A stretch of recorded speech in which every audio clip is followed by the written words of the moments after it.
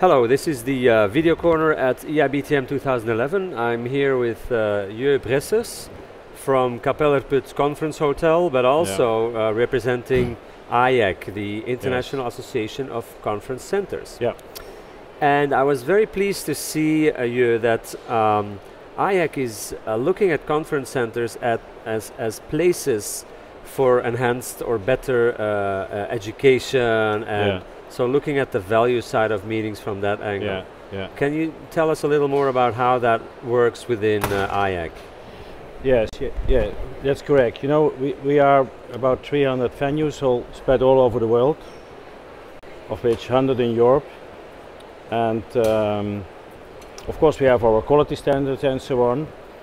But what we really like to do is organize those venues and those people who look at the innovative side of business. And I think one of the most important issues on these days is look on the way as a venue that you can improve the outcome for our clients, and that makes us, I think, different from regular meeting venues or hotels, because we are focusing on effectiveness, more focusing maybe on clients than you would say guests, what's the regular group of people in an hotel.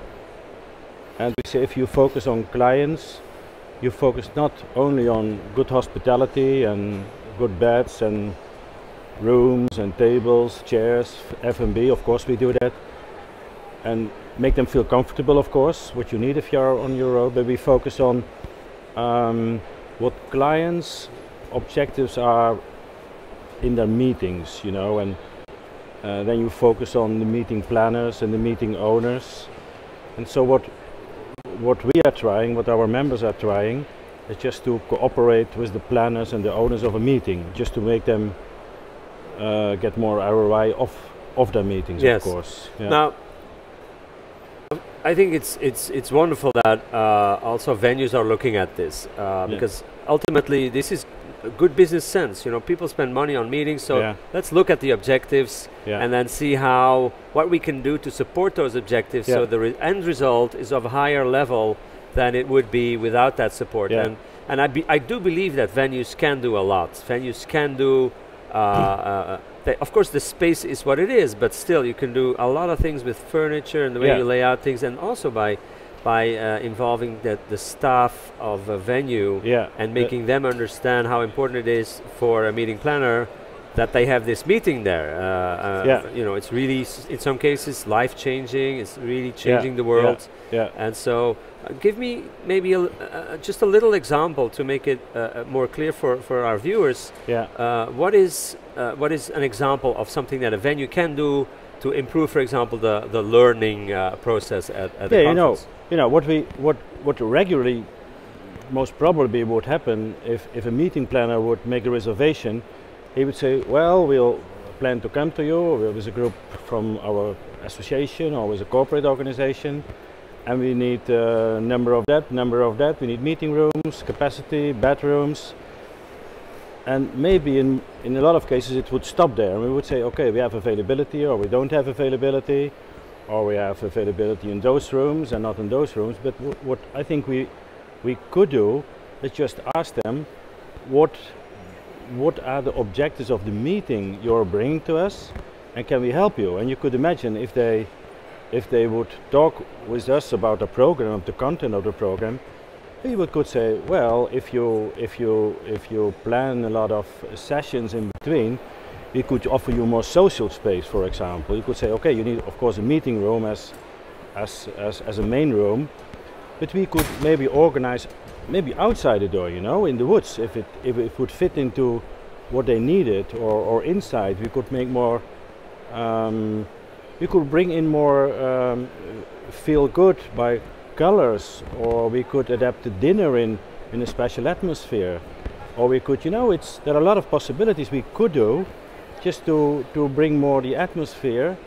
The meeting planners and the meeting owners would need, and they would probably get more benefit out of their meeting if we could do so. Yeah, that's what we like to do, and just partnering, work together with the meeting planners to just from both sides have more results from that meeting. You know, that's what we would like to do. Very good. In a lot of cases we do it already, but maybe it's, you know, that's why it might be interesting to work together if possible, because in a lot of cases I've got the impression that a lot of meeting planners themselves don't exactly know what the objectives of the meeting owners are, and that makes it a bit I think difficult. And the difficult thing is, often I think I would like a possibility to educate also our meeting planners, you know, but it's probably you know, a chicken and egg situation. Yeah, that's where a chicken and egg I think the whole situation, industry is evolving, is growing into that space, correct, and it's always going to be challenging to get the meeting owner on board, because the meeting owner, the person that really signs the check, is a very busy person usually. That's true. Yeah. And they are not spending half a year in advance thinking about the venue, etc. So I'm sure we'll evolve there, and I think what you're doing here is very positive and is very helpful. I'll give you another example. What personally I would try to do in my venue, I say, okay, we have a lot of regular contacts with our bookers, of course, because a lot of people are return customers. We talk to them on a regular basis. But now I said, okay, let's maybe once a year, let me talk with our meeting owners, you know. We have a lot of companies that are coming back, so now I decided, well, I want to talk each year with our major meeting owners to talk with them about how are we cooperating, you know. Yeah. Because because we have conference venue, I think most of our members, they get their clients back every year, some 60–70%. So that's really an opportunity for me to say, okay, let me look behind the screens, look behind my screens. Let's see, how are you working if you are planning an event or a conference or an educational. Let's think together about how could we improve it from your side or from my side, you know. Okay. That's what you could do. It's final question. The IAC is also active in, I think, psychology. Did you do some research there, or what did I hear about psychology in the IAC activities? Psychology in the IAC activities. The psychology of the building, or what we try to do, and some members do it more, like in Denmark. What they are trying to do is hiring psychologists' expertise to think about the property. So what they are doing, and that's really an opportunity in new build situations. They're trying to do how should this look like in a certain situation to make people feel comfortable and to have effective meetings. And what you could do is, for example, if you would say, okay, we're building a venue and we would like to facilitate out-of-the-box thinking or innovative meetings, you could say, okay, what colors would fit in that? What would benefit then? Would people like to sit in chairs on the floor, or should we make it flexible?